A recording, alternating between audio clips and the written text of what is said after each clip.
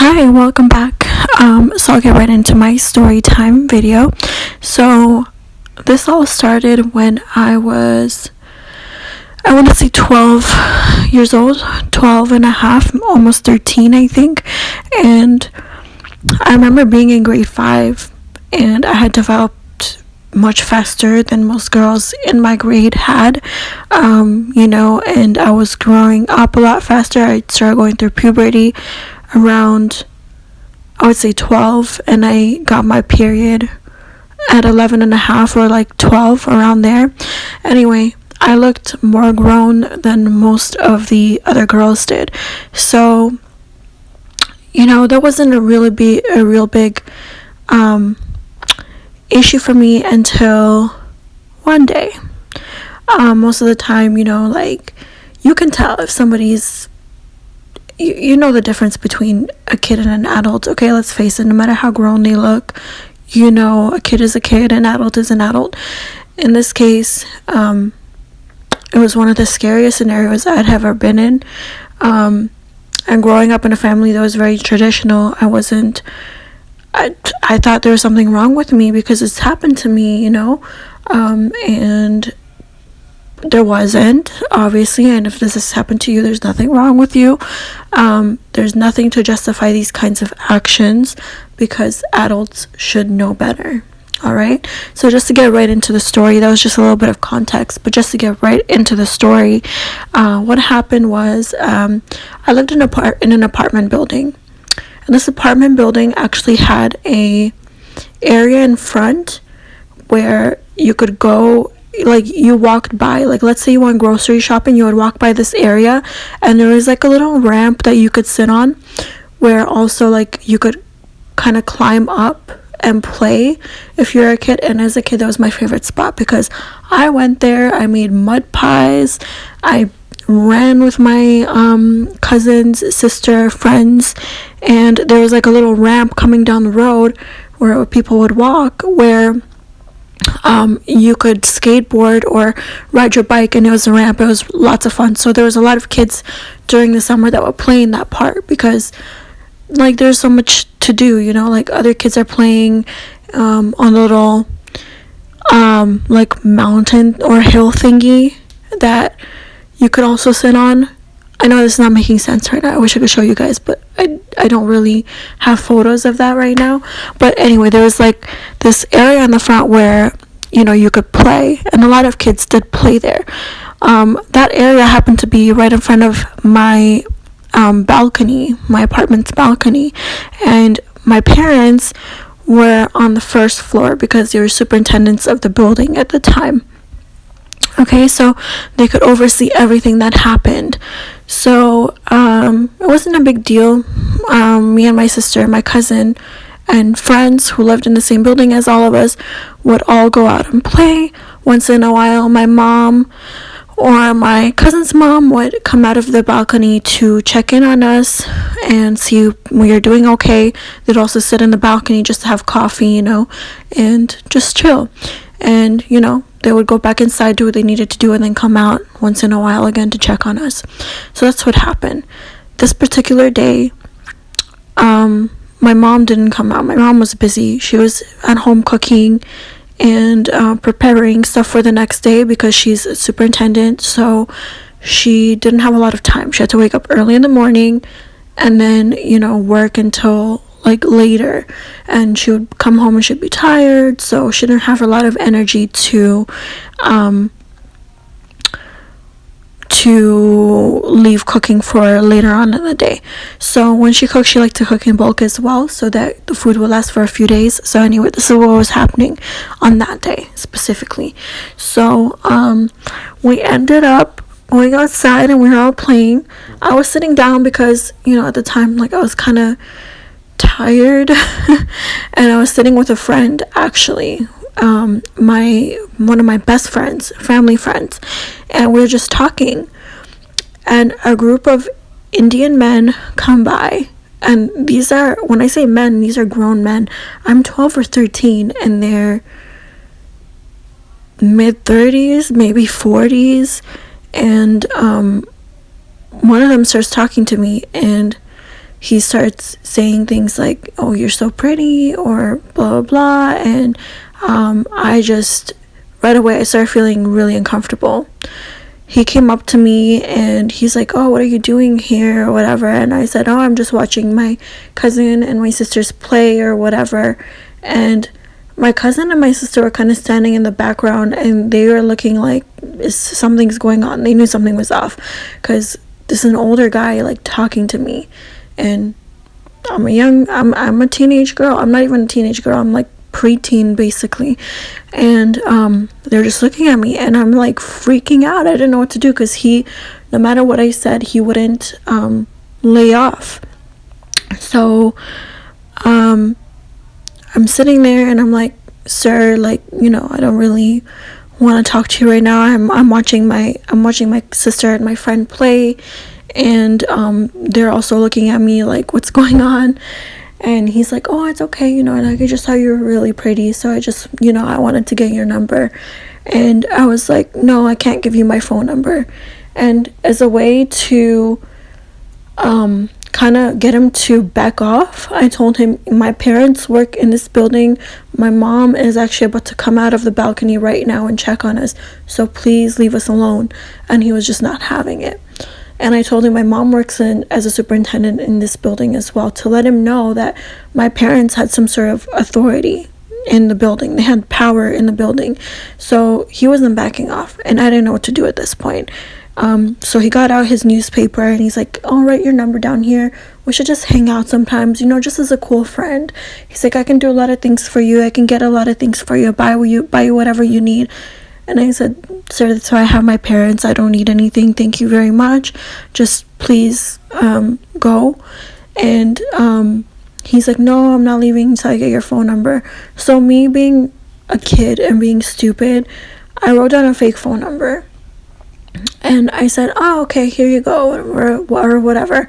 And then to try and get him to back off, and for me also to disappear, and also not thinking, because I should have thought things through a little bit better, but this is the part where I done goofed. So basically what happened was, I turned to my friend and I say, hey, let's go play a game with my cousin and my sister. And she agrees, because she's watching this entire situation unfold, and she agrees. So I'm like, yeah, sorry, I gotta go now. I'm gonna go play with my cousin and my sister. So I try to escape, and I'm trying to ignore him this entire time, and he's just standing there and trying to talk to me. And I'm really trying to get away from this guy. It was to the point where, like, I did everything I possibly could to pretend he wasn't even there, and like he didn't exist, so that I could get him to back off. And every time I turn around, he's still standing there. It's like he's waiting for me to finish doing whatever I'm doing or something. So I was getting really mad at this point. So I told my cousin and my sister, guys, just stay here in front of the building, because I knew my mom was going to be watching them. My cousin was also a little bit older. So yeah. I figured, okay, I'm gonna run somewhere and try to get away from this guy. When I come back, he's probably gonna be gone. So what ended up happening was, I'm like pretending to play hide and seek with my cousin, sister, and all my friends. And I run to the back of the building. Did not expect anyone to come for me, you know, but he ended up actually, like, I found a hiding spot, and then he ended up finding me in that spot. And it was a spot where there was nobody there. So now it was just me and him standing on our own. And I got so uncomfortable and so scared, because I didn't know what was going to happen. He's like, you know, I work for a trucking company. He's like, I could get you whatever you want, CDs, you know, we could go to the movies, I could buy you clothes, nice stuff if you want, you know, just tell your parents, like, I'm just a cool friend. And I'm like, what the fuck is wrong with, even then I was thinking, like, what is wrong with this guy? And it felt so wrong, to be honest with you. I didn't even want to talk to him. I was the entire time still trying to think of ways to get away. And I remember seeing him turn that corner and finding me was like the scariest shit I've ever been through. I wouldn't want anybody to experience that. So at that point, I'm like, what the fuck do I do now? And, I'm like, just trying to get him off my back. I'm really just trying to get him off my back. And I didn't know what to do. I was like in shock. I was trying to say things to get him off my back. I said, no, I'm good. I don't want to be friends. I don't need any more friends. My parents are calling me. I need to go. And he wasn't letting me go. He straight up almost trapped me. And he was with friends too, which kind of shocked me, because I'm like, how are your friends just letting you do this? Like, how are they just allowing this to happen? You're talking to a kid. I'm not an adult. I'm a kid at this point. So the fact that was happening, it was kind of scary. And they were allowing it to happen instead of telling him, bro, like, this is not okay. You're talking to a kid, and you're how old? And I was like in shock. I didn't know what to do. Luckily at that time I kind of got off easy, but anyway, that's getting a little bit ahead. At this point, I'm just trying to figure out how to get away from this dude. So I wanted to cry when I saw my friend turn the corner and say, Sarah, your mom is wondering where you are. She needs to see you right now. She says you're in big trouble, and like, if you don't come now, you're gonna be your mom is gonna be super mad. And I knew when my mom was mad, it wasn't just like you're gonna get grounded.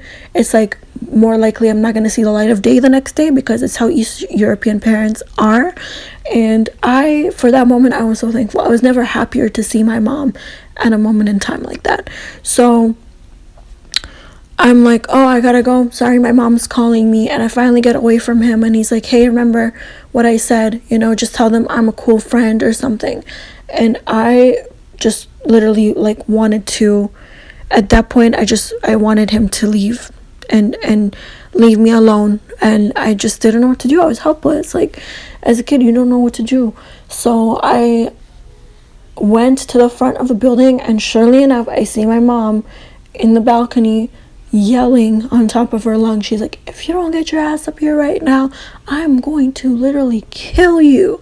And I was like, at that moment, I was so happy that I was getting called inside, and it was like an escape. I was so happy that my friend snitched on me, because normally I would have been like, fuck, like, I'm so pissed or whatever.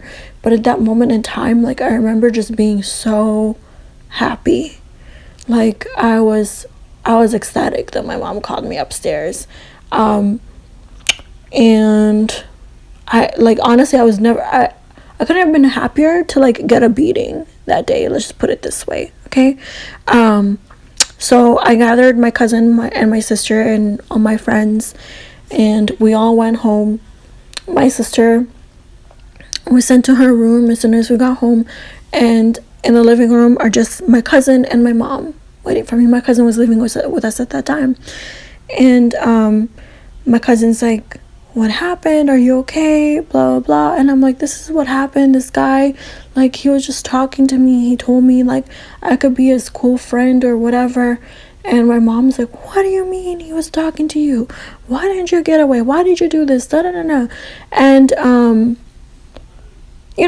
knew it wasn't my fault. Like, I wasn't doing anything. I was just sitting there watching my cousin and my sisters play, supervising them, and just talking to my friend. And this guy comes along, and he decides to talk to me, and he's like way older.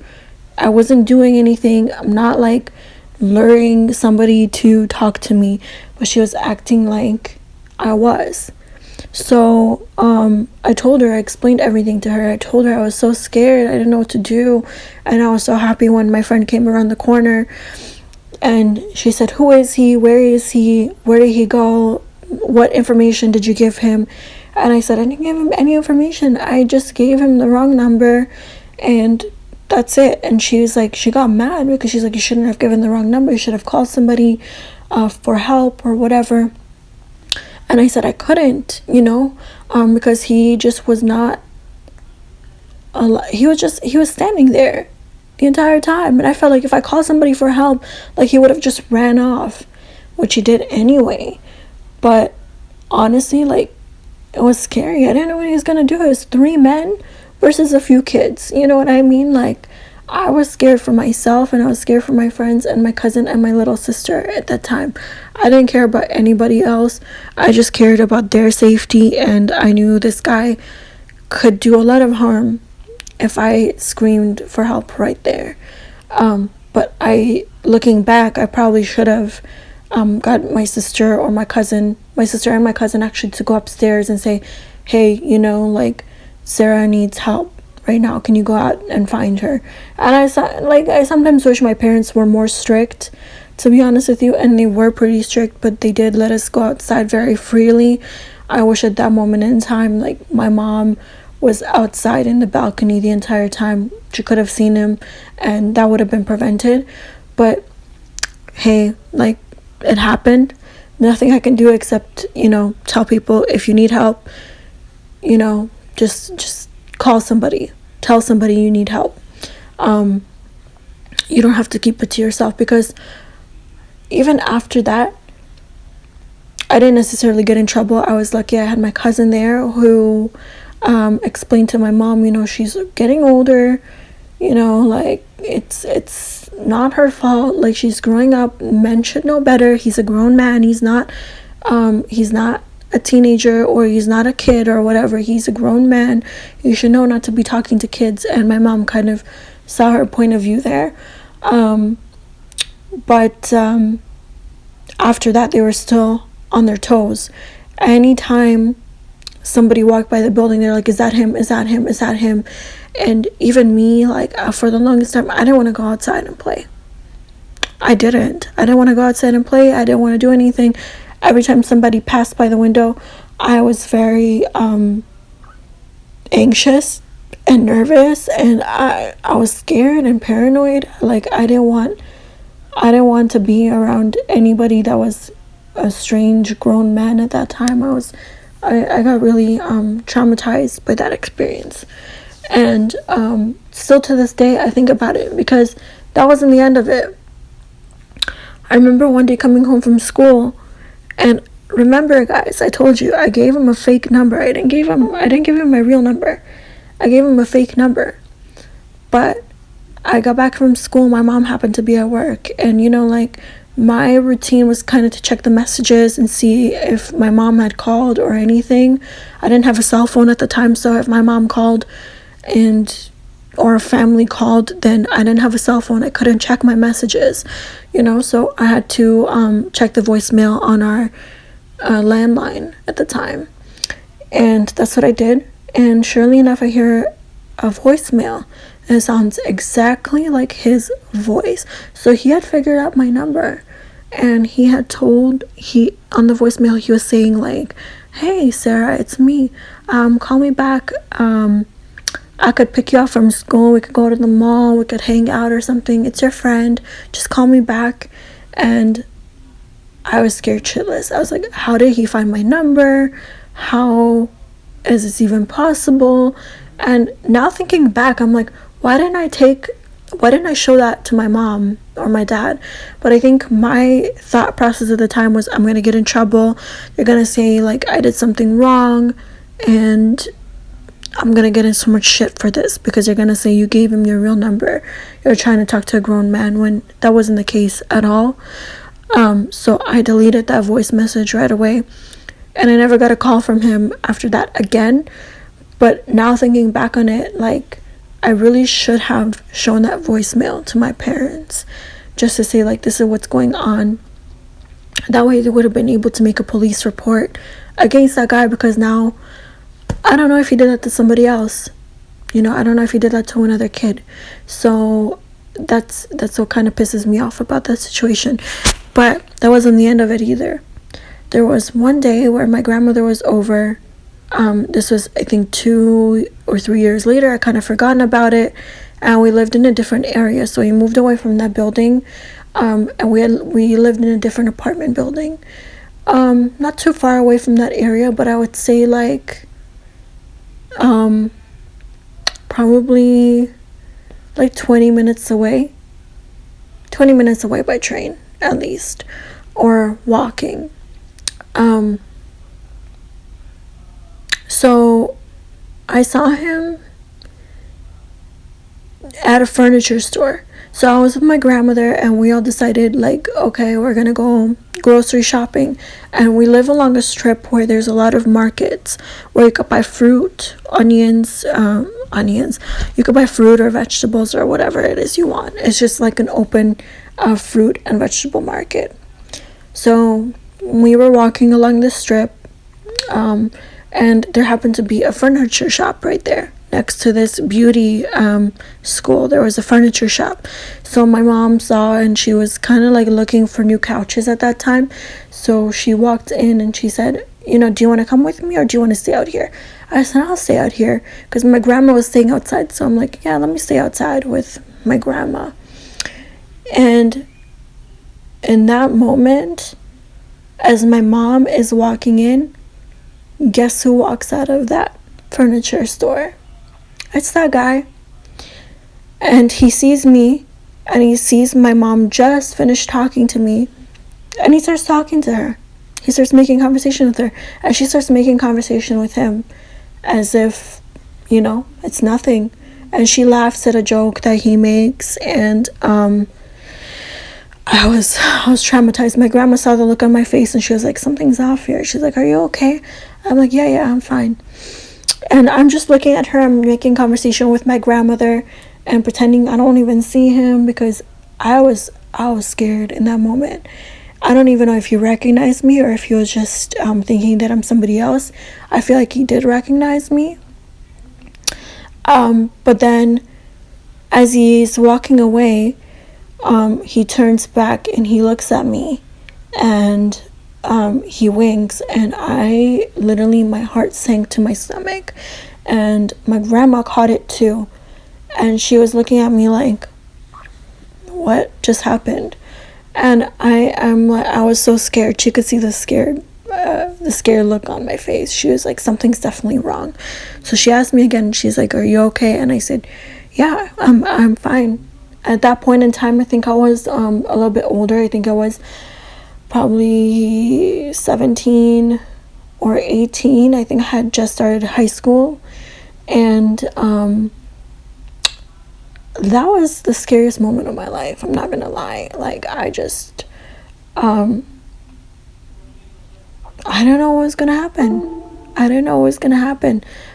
After that, seeing him again, I was traumatized. I was like, what if he comes around again? What if he knows where I live now? What if he found, my new phone number? And surely enough, he didn't. And I was so happy about that. And I haven't heard from him since. And I'm 27 now, turning 28. So I'm super happy about that. But guys, if you deal with somebody like this, you have to tell somebody right away. Okay, because you don't know if they're doing it to somebody else, if, God forbid, they're doing it to anybody else. I don't want anybody else to experience the same thing that I did. So please, if you experience this type of thing, like, tell somebody right away. Don't let it sit there. It's gonna haunt you for the rest of your life, like it does to me sometimes. And I wouldn't wish that upon anybody. If you enjoyed this, please like and subscribe.